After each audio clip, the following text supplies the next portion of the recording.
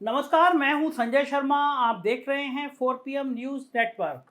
पहले दो खूबसूरत लाइन, ए दोस्त तूने बार ये भरपूर कर दिया। ए दोस्त तूने बार ये भरपूर कर दिया, पहले करीब करके मुझे दूर कर दिया। दूर करने वाले दो दोस्त, आपस में दोस्त लेकिन अब दूरियां। पहला नाम है देश के प्रधानमंत्री, यशस्वी प्रधानमंत्री हमारे साहेब नरेंद्र मोदी जी की, और दोस्त का नाम है जगदीप धनखड़, उपराष्ट्रपति। चौंक जाएंगे आप। लेकिन संसद टीवी, राज्यसभा टीवी, ये जो इन टीवी चैनलों में जो चल रहा है, मैं आपको वो बताने जा रहा हूं जो आपने सोचा नहीं होगा। पहले मैं इस संसद टीवी का हाल बताने जा रहा हूं, और उसके बाद इस दोस्ती के फसानों की कहानी आपको बताऊंगा कि क्या कारण है जो मोदी और जगदीप धनखड़ के बीच एक लाइन आ गई। सौदागर पिक्चर देखी होगी आपने। दो दोस्त जब अलग अलग हो जाते हैं तो क्या तलखी आ जाती है, उन तलखियों की पूरी कहानी बताऊंगा।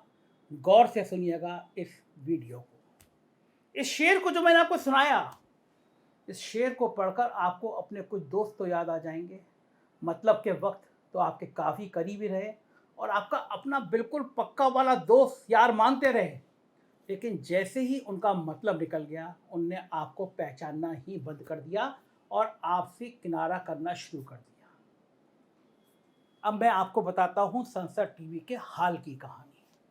आपने पॉन्जी स्कीम सुनी होगी। जगह देश के अलग अलग हिस्सों में कुछ फ्रॉड लोग ये पॉन्जी स्कीम चलाते हैं। आपका पैसा लेते हैं, कहते हैं दुगना चौगुना छह गुना कर देंगे। आप छोटे से पैसे, छोटे से सीमित संसाधन से आप उनको पैसा दे देते हैं और एक दिन वो रफू चक्कर हो जाते हैं। अब अगर मैं आपसे ये बात कहूं कि ये धोखाधड़ी संसद टीवी में काम करने वाले लोगों के साथ हो गई, तो आपको क्या मेरी बात यकीन हुआ? आप कहेंगे कैसी बात कर रहे हो? वो संसद जहां प्रधानमंत्री बैठते हैं, जहां गृह मंत्री बैठते हैं, जहां डोभाल साहब चारों तरफ घूमते रहते हैं, जहां पूरी सुरक्षा एजेंसियां रहती है, वहां कोई संसद टीवी में धोखाधड़ी करके गायब हो जाएगा? झूठ बोल रहे हो तुम। साहब मैं एक तो नहीं, मैं सैकड़ों लोगों के संग धोखाधड़ी का किस्सा बताने जा रहा हूं। यह बहुत बड़ा खुलासा करने जा रहा हूं कि संसद टीवी में काम करने वाले सैकड़ों लोगों के संग पॉन्जी स्कीम में करोड़ों की धोखाधड़ी हो गई। धोखाधड़ी करने वाला कौन था? आप सुन के चौंक जाएंगे। जब पूरा देश हिंदू मुसलमान हो रहा है, तो धोखा करने वाला, पॉन्जी स्कीम का चलाने वाला, संसद टीवी के कर्मचारियों को फंसाने वाला भी एक मुस्लिम शख्स था।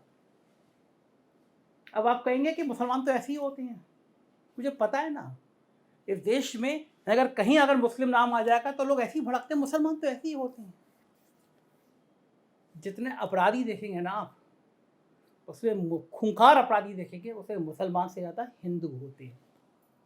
मैंने बात यहाँ पे मुसलमान शब्द की इसलिए कर रहा हूँ कि जिन मुसलमानों को आप नफरत की दृष्टि से देखते हैं, वो उसमें का एक शख्स संसद टीवी के कर्मचारियों के साथ करोड़ों की धोखाधड़ी कर गया और आप आज तक उसको पकड़ नहीं पाए।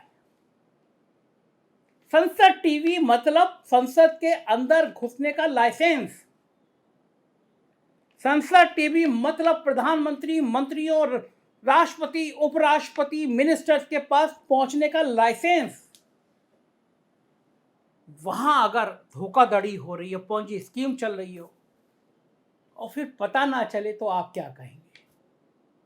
संसद टीवी में काम कर रहे लोगों ने अपनी तनख्वाह के बचा बचा के पैसे दिए, क्योंकि संसद टीवी में, राज्यसभा टीवी में लोगों की सैलरियां बढ़ ही नहीं रही हैं, सालों से नहीं बढ़ रही हैं।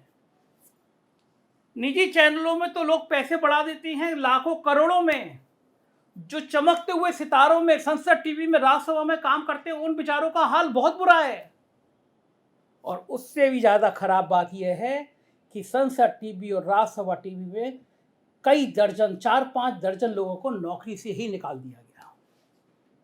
सोचिए आप, कहां तो साहेब आए थे कि 2 करोड़ नौकरियां हर साल देंगे, और कहां जहां आपका अपना टीवी जो दिन भर आपकी चालीसा पढ़ता है, दिन भर जो हुक्म मेरे आका करता है, उनके कर्मचारियों के संग पहले पहुंची स्कीम में करोड़ों का घोटाला हुआ, फिर दर्जनों लोगों को नौकरी से निकाल दिया गया।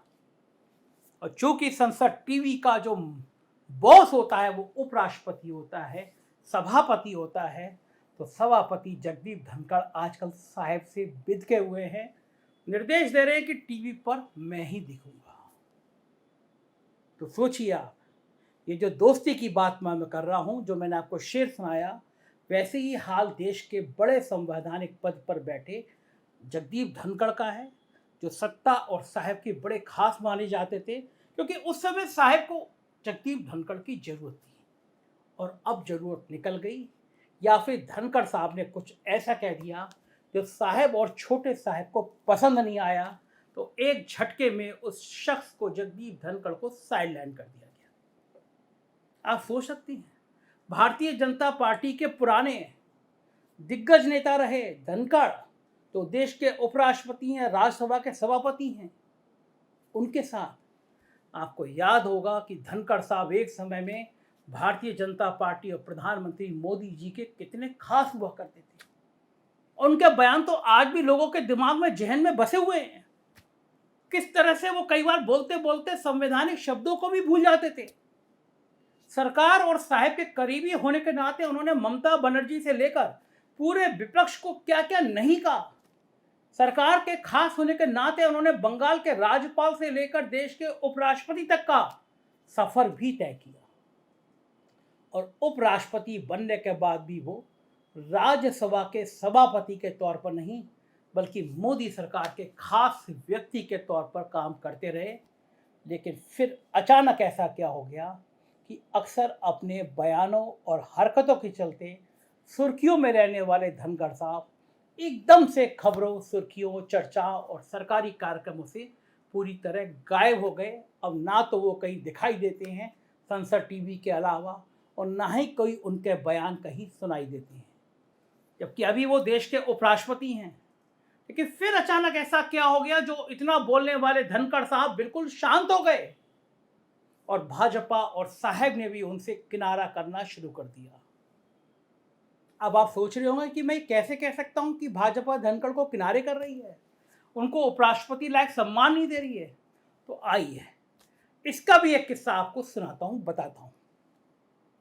पिछले महीने की 15 तारीख को मुंबई में 2 दिवसीय राष्ट्रीय विधायक सम्मेलन का आयोजन किया गया था। इस सम्मेलन में देश भर से विधायक और विधान परिषद के सदस्य शामिल हुए। इस कार्यक्रम में संवैधानिक पद पर मौजूद वर्तमान व पूर्व शख्सियतों को भी आमंत्रित किया गया, जिसमें लोकसभा की पूर्व अध्यक्ष सुमित्रा महाजन, डॉक्टर मीरा कुमार, शिवराज पाटिल, मनोहर जोशी और लोकसभा अध्यक्ष ओम बिरला, महाराष्ट्र विधानसभा के अध्यक्ष राहुल नार्वेकर, पूर्व अध्यक्ष दिलीप वलसे पाटिल समेत कई लोगों के नाम शामिल रहे। इसमें कुछ शामिल हो सके तो मनोहर जोशी जैसे लोग स्वास्थ्य संबंधी समस्याओं के कारण पहुंच नहीं सके। लेकिन इस दौरान जिस बात ने सबका अपनी ओर ध्यान आकर्षित किया, या यूं कहें कि जो बात हम जैसे पत्रकारों को खटकी, वो थी इस कार्यक्रम का प्रमुख बैनर या वो तस्वीर जो कार्यक्रम के दौरान स्टेज पर लगी थी। इस तस्वीर को आप भी देखिए, गौर से देखिए, एक बार और देखिए। इसको देखकर आप चौंक गए ना, क्योंकि ये संभवतः पहला मौका था जब पिछले 9 साल के दौरान मोदी सरकार के किसी कार्यक्रम के बैनर या पोस्टर में पूर्व प्रधानमंत्री पंडित जवाहरलाल नेहरू आपको नजर आए। ये तस्वीर वाकई हैरान करने वाली है। इसके भी कुछ अलग ही सियासी मायने निकलते हैं। लेकिन अगर इस पोस्टर को देखें तो इसमें एक और नेहरू, फिर पीएम मोदी और उसके बाद राज्यसभा के उपसभापति हरवंश नारायण सिंह की फोटो लगी है। फिर उसके बाद यहाँ नीचे की ओर कुछ पूर्व लोकसभा अध्यक्ष शिवराज पाटिल, मनोहर जोशी, मीरा कुमार, सुमित्रा महाजन, इनकी तस्वीर नजर आ रही है। तो वहीं अगर दूसरी ओर ऊपर से देखें तो सबसे पहले प्रथम राष्ट्रपति डॉक्टर राजेंद्र प्रसाद, फिर देश की वर्तमान महामहिम राष्ट्रपति द्रौपदी जी, उसके बाद वर्तमान लोकसभा अध्यक्ष ओम बिरला की तस्वीर दिखेगी। लेकिन इन सब के बीच जो एक नाम गायब है, वो है देश के उपराष्ट्रपति और राज्यसभा के सभापति महोदय जगदीप धनखड़ का। ऐसे में अब सवाल ये है कि जब देश के बाकी संवैधानिक पदों पर आसीन शख्सियतों की तस्वीर इस पोस्टर में लगी है, तो फिर धनखड़ की मौजूदगी क्यों नहीं है? जबकि इस पोस्टर में राज्यसभा के उपसभापति हरवंश नारायण सिंह की भी मौजूदगी है, लेकिन राज्यसभा के सभापति और उपराष्ट्रपति धनखड़ की मौजूदगी नहीं है। आखिर जो धनखड़ कभी देश की सरकार और खुद प्रधानमंत्री मोदी के काफी करीबी रहे, अचानक उनकी तस्वीर भी अब सरकार के बड़े कार्यक्रमों से गायब होने लगी। आखिर ऐसा क्या हो गया कि धनखड़ से भाजपा और साहब और सरकार एकदम किनारा करने लगी? राज्यसभा टीवी में बहुत सालों तक काम किया राजेश बादल जी ने। देश के बहुत सीनियर जर्नलिस्ट हैं, मैं कहूँगा पत्रकारिता का विकिपीडिया है, प्रिंट मीडिया में, इलेक्ट्रॉनिक मीडिया में, टीवी चैनल में लंबे समय तक काम किया। राज्यसभा में उन्होंने छा गए थे, राज्यसभा में बहुत शानदार स्टोरी की थी। और अब जब संसद टीवी राज्यसभा टीवी की दुर्दशा होने लगी है, तब राजेश बादल ने अपना दर्द बयान किया है, सुनिए। इन दिनों भारतीय संसद और संसद का जो चैनल है, इकलौता चैनल संसद टीवी, बड़ी चर्चा का विषय बना हुआ है। और क्या ही दिलचस्प दृश्य है कि इस चैनल के 3 कोण हैं और 3 टांगें हैं, आप में इस तरह से समझें, और तीनों टांगें अपनी अपनी ओर इस चैनल को खींचना चाहते हैं। और देखा जाए तो संसदीय पत्रकारिता का भविष्य मुझे इस चैनल के माध्यम से अब कोई बहुत अच्छा नज़र नहीं आता। एक दौर था जब भारत की संसद दुनिया के उन गिने चुने देशों में थी जिसके दोनों हाउसेस के, यानी लोकसभा और राज्यसभा, दोनों के अपने अपने चैनल थे। लेकिन राज्यसभा चैनल की हत्या कर दी गई। असमय हत्या होने के बाद जो दोनों चैनलों के स्थान पर लोकसभा चैनल की भी हत्या की गई। जिस तरह से नए चैनल संसद टीवी का उदय हुआ, वो एक उसकी नींव ही बड़ी खोखली थी।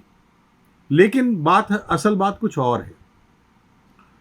दरअसल एक चैनल का नुकसान क्या हुआ? राज्यसभा टीवी का जो चेयरमैन होता है वो भारत का उपराष्ट्रपति भी होता था। और अब संसद टीवी जब एक चैनल रह गया है, तो प्रोटोकॉल के नाते जो उपराष्ट्रपति हैं भारत के, जो राज्यसभा टीवी के चेयरमैन होते थे, वो इस संसद टीवी के भी चेयरमैन हैं, क्योंकि लोकसभा का जो अध्यक्ष है वो प्रोटोकॉल में उपराष्ट्रपति से ऊपर नहीं है। अब 2 राजस्थानियों के बीच में जबरदस्त टसल है। एक राजस्थानी हाड़ौती का है, लोकसभा अध्यक्ष, दूसरा राजस्थानी शेखावाटी का है, जाट है। एक राजस्थानी जो है, जो शेखावाटी का है, वो समाजवादी विचारधारा से गया हुआ है। जो हाड़ौती का जो शिखर पुरुष है, वो संघ के बैकग्राउंड से है।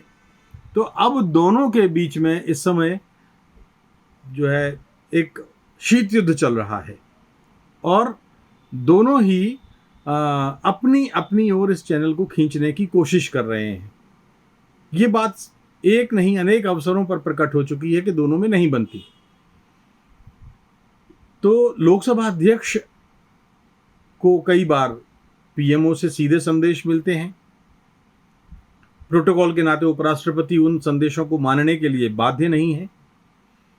तो जगदीप धनखड़ जो हैं, उपराष्ट्रपति जो हैं, जो संसद टीवी के चेयरमैन हैं, वो अपने सामने किसी की नहीं सुनते। और इस कारण से ही दोनों, यानी अध्यक्ष और सभापति और उपसभापति, दोनों के बीच में एक गंभीर मतभेद है।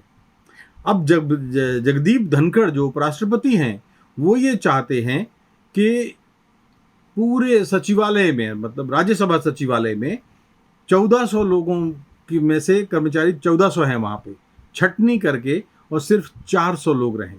अब देखिए, भारत की संसद का जो सारे दिन जो है, जो एक जब चलती है, तो हम सब देखते हैं कि कितनी जिम्मेदारी के साथ उसकी समितियां काम करती हैं। और जब संसद नहीं भी चलती, तब भी सारे साल सचिवालय लोकसभा का और राज्यसभा का सचिवालय काम करता है।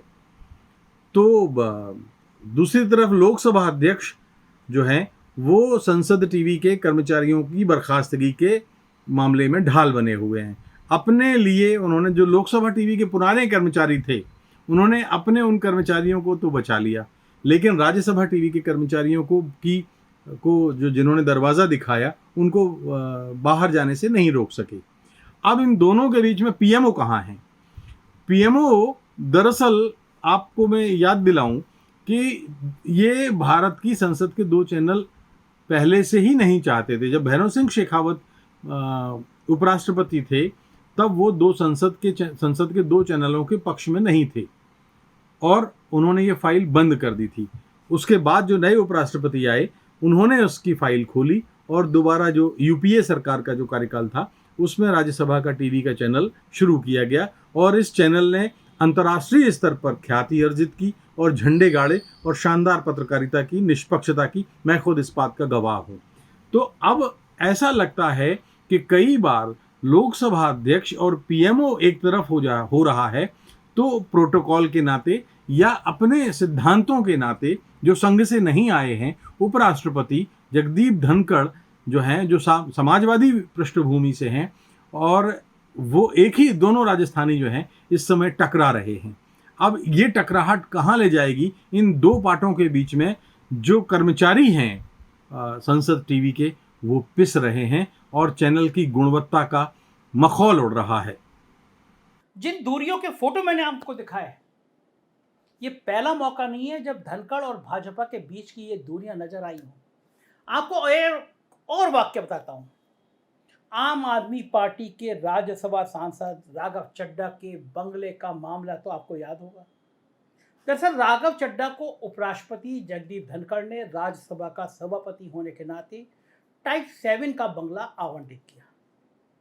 दरअसल पटियाला हाउस कोर्ट के 18 अप्रैल के आदेश के अनुसार पिछले साल मार्च में पंजाब से राज्यसभा के लिए चुने गए चड्ढा को 6 जुलाई 2022 को टाइप 6 बंगला C1/12 पंडारा पार्क आवंटित किया गया। बहुत बड़ा बंगला है, ये गजब का बंगला है। इसके बाद चड्ढा ने 29 अगस्त 2022 को उपराष्ट्रपति जगदीप धनखड़ से उन्हें टाइप 7 बंगला, यानी उससे भी बड़ा बंगला, शानदार बंगला, टाइप 7 बंगला आवंटित करने का अनुरोध किया, जिसके बाद उनके अनुरोध पर विचार करते हुए अप्रत्याशित रूप से 8 सितंबर 2022 को उपराष्ट्रपति और राज्यसभा के सभापति जगदीप धनखड़ के आदेश पर राघव चड्ढा को टाइप 7 बंगला नंबर AVP5 पंडारा रोड नई दिल्ली आवंटित कर दिया गया। AV5 बहुत बड़ा बंगला, लोग चौंक गए।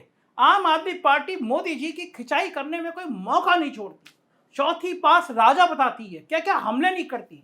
उस पार्टी के सांसद को इतना बड़ा बंगला, धनखड़ साहब की दरियादरी।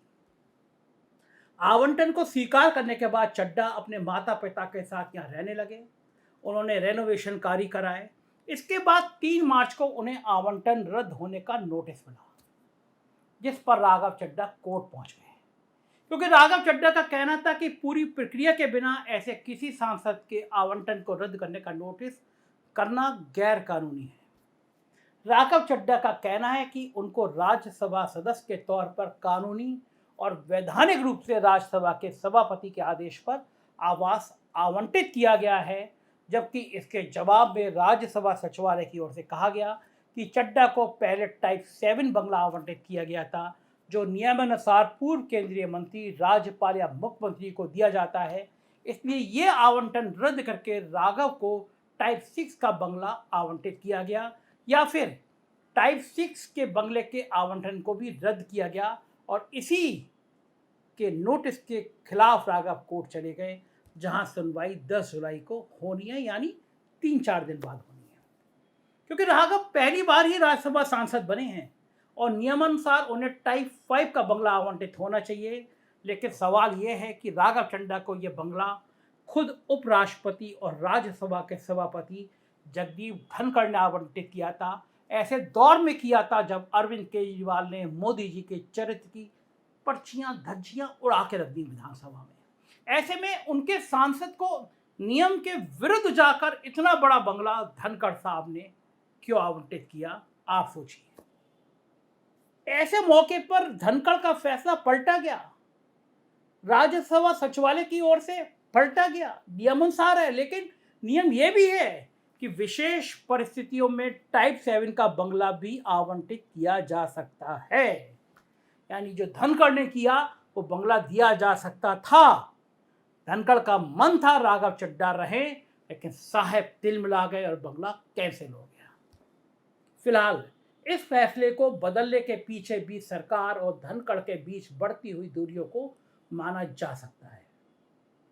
एक बार ये दूरियां उस समय भी देखी गई जब कुछ महीने पहले किंग चार्ल्स के राजाभिषेक में भाग लेने के लिए उपराष्ट्रपति धनखड़ ब्रिटेन पहुंचे। इस दौरान उन्होंने भारत के मुख्य न्यायाधीश डीवाई चंद्रचूड़ की तारीफों के पुल बांध दिए। धनखड़ ने चीफ जस्टिस की तारीफ उस समय की जब मुख्य न्यायाधीश और मोदी सरकार के बीच लगातार तनातनी जारी थी और एक तरह से चीफ जस्टिस चंद्रचूड़ और केंद्र सरकार खुलकर आमने सामने आ गए थे। ऐसे में अचानक धनखड़ ने सीजीआई की तारीफ करके सरकार और साहब को झटका दे दिया। उस समय भी यह जाहिर हुआ कि सरकार और साहब के खास बाशिंदे धनखड़ और सरकार के बीच कुछ दूरियां सामने दिखाई दे गई, क्योंकि उपराष्ट्रपति धनखड़ ने उस समय खुलकर सीजीआई की तारीफ की। धनखड़ ने कहा कि भारत की तरह और कहां पर इस तरीके की न्यायपालिका शामिल है। इस समय हमारे पास भारत के मुख्य न्यायाधीश के रूप में डीवाई चंद्रचूड़ हैं, जिनके पास अनुभव, कमिटमेंट, जुनून, टैलेंट की कोई कमी नहीं है। धनखड़ ने सीजीआई को लेकर कहा कि इनके आदेशों से एक आम व्यक्ति को भी राहत मिल जाती है। जगदीप धनखड़ ने कहा कि किसी के साथ गलत व्यवहार नहीं किया जा सकता, क्योंकि हमारे पास एक मजबूत न्यायिक प्रणाली है और इस न्यायिक प्रणाली का नेतृत्व एक ऐसे व्यक्ति के हाथ में है जो पूरी तरह से इस पद के योग्य है। अब सरकार के सामने लगातार चुनौती पेश करने वाले और सरकार के कई फैसलों को बदलने वाले चीफ जस्टिस चंद्रचूड़ को खुलकर तारीफ करना, इस तरह तारीफ करना धनखड़ और साहब और सरकार के बीच ऑल इज नॉट वेल होने का संदेश देता है। धनखड़ कोई नए व्यक्ति नहीं है। धनखड़ उस समय से दिग्गज भाजपाई रहे हैं जब मोदी जी का भी अपना कोई खास रसूख नहीं था। धनखड़ चंद्रशेखर जी की सरकार में मंत्री रह चुके हैं।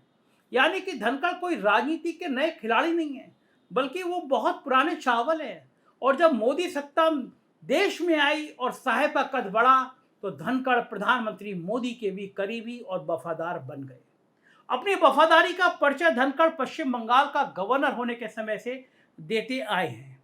पश्चिम बंगाल के गवर्नर रहते वक्त उनके और सीएम ममता बनर्जी के बीच लगातार ठनी रहती थी, पूरी दुनिया देखती थी। धनखड़ अक्सर बंगाल सरकार और ममता बनर्जी पर हमलावर रहते थे। फिर वो चाहे बंगाल में कुलपतियों की नियुक्ति का मामला हो या फिर गवर्नर द्वारा बंगाल को हिंसा और अराजकता की चपेट बताना हो, धनखड़ और ममता बनर्जी के बीच लगातार विवाद देखने को मिलता रहा। ऐसा करके धनखड़ खुद को साहब का करीबी और वफादार होने का संदेश देते रहे। इसी का नतीजा ये हुआ कि वोट बैंक की राजनीति के चक्कर में मोदी ने धनखड़ साहब को राज्यपाल से सीधा उपराष्ट्रपति की कुर्सी पर पहुंचा दिया, क्योंकि धनखड़ के सहारे भाजपा और मोदी ने किसान व जाटों को लुभाने का प्रयास किया, साथ ही राजस्थान और हरियाणा को भी साधना चाहा। यानी धनखड़ उपराष्ट्रपति सियासी फायदे के लिए बनाए गए, लेकिन धनखड़ ने उपराष्ट्रपति बनने के बावजूद भी साहब और सरकार के प्रति अपनी वफादारी नहीं छोड़ी। धनखड़ तो सरकार और सुप्रीम कोर्ट की लड़ाई के चक्कर में संसद को सुप्रीम कोर्ट तक से ऊपर बता गए। धनखड़ ने कहा कि संसद के बनाए कानून को किसी और संस्था की ओर से अमान्य किया जाना प्रजातंत्र के लिए ठीक नहीं है। सुप्रीम कोर्ट की ओर से 2015 में एनजेसी अधिनियम को निरस्त किए जाने को लेकर उन्होंने ये भी कहा कि दुनिया में ऐसा कहीं नहीं हुआ है। यानी धनखड़ ने सरकार और सुप्रीम कोर्ट में भी कभी सरकार का पक्ष लिया था, लेकिन उसके बाद सीजीआई की तारीफ करना, फिर विधायकों के इस सम्मेलन के कार्यक्रम में धनखड़ को इस तरह अपमानित करना धनखड़ और सरकार के बीच की दूरियों को दिखाता है।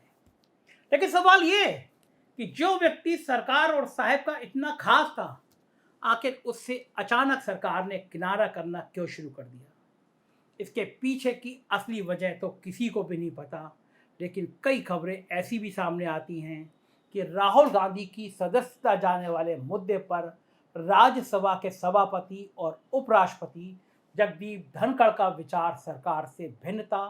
कहते हैं कि धनखड़ का मानना था कि यह करना गलत है, पर फिर क्या था, अगर कोई सरकार और साहब के मन के खिलाफ जाएगा तो उसे माफ़ तो नहीं किया जाएगा। पता चलता है कि धनखड़ के इसी रुख की वजह से साहब और छोटे साहब यानी गृह मंत्री अमित शाह धनखड़ से नाराज हो गए, और उस नाराज़गी का नतीजा है कि अब धनखड़ साहब का दिखना और सुनाई देना दोनों कम हो गए हैं। ना तो वो कहीं नज़र आ रहे हैं, ना उनके कोई खास बयान सामने आ रहे हैं, बल्कि सरकारी कार्यक्रमों से भी वो नदारद दिखाई दे रहे हैं।